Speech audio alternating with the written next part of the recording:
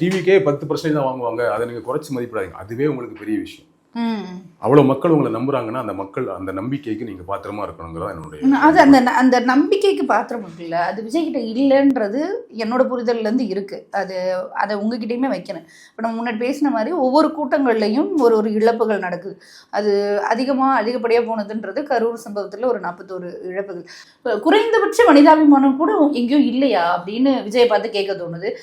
அவங்க வெறுமனே கட் அவுட்டுக்கும் பாலாபிஷேகத்துக்கும் இந்த கூச்சலுக்கும் கூட நமக்காக தேட்டரில் ஸ்க்ரீனுக்கு மேலே ஏறுறான், ஸ்க்ரீனை கிழிக்கிறான், ட்விட்டரில் நமக்காக சண்டை போடுறான், நமக்கு இவ்வளோ ஃபாலோவர்ஸ் இருக்கிறாங்க, நம்ம வெளியே போனால் கூட்டம் கூடுது, அதில் வண்டியிலேருந்து கீழே நம்ம ஃபஸ்ட் ஷோக்கு ஒருத்தன் வண்டியிலேருந்து கீழே ஒன்று சேர்த்துட்டான், இப்படியே பார்த்து பழகினவங்க.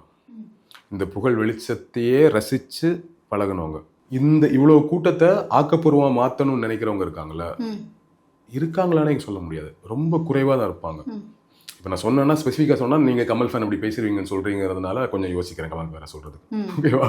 எனிவேஸ் அவர் அப்போவே கூட்டம் கூடும்போது இந்த கூட்டத்தை இப்படி போன வேலைக்காக முதல் முறையாக ரசிகை மன்றத்தை நற்பணி மன்றமாக மாத்துறாரு.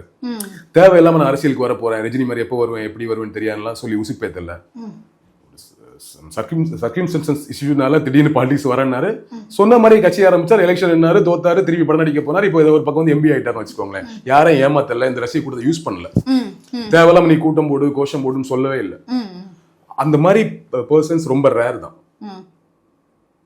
அது யூஸ்வலாவே கமர்ஷியல் ஸ்டாருக்கும் சினிமா விரும்ப கமர்ஷியலா பார்க்காத ஸ்டாருக்குமான வித்தியாசம். ஓகேவா? நீங்க கேரளால பாத்தீங்கன்னா மம்முட்டி கிட்டே கமலுக்கு இருக்க இதே தன்மை இருக்கும். மோகன்லால் கிட்ட அந்த தன்மை இருக்காது, ரஜினி கிட்ட அந்த தன்மை இருக்காது, கமல் கிட்ட இருக்கும். அவங்க படத்துலயும் அப்படிதான் இருப்பாங்க.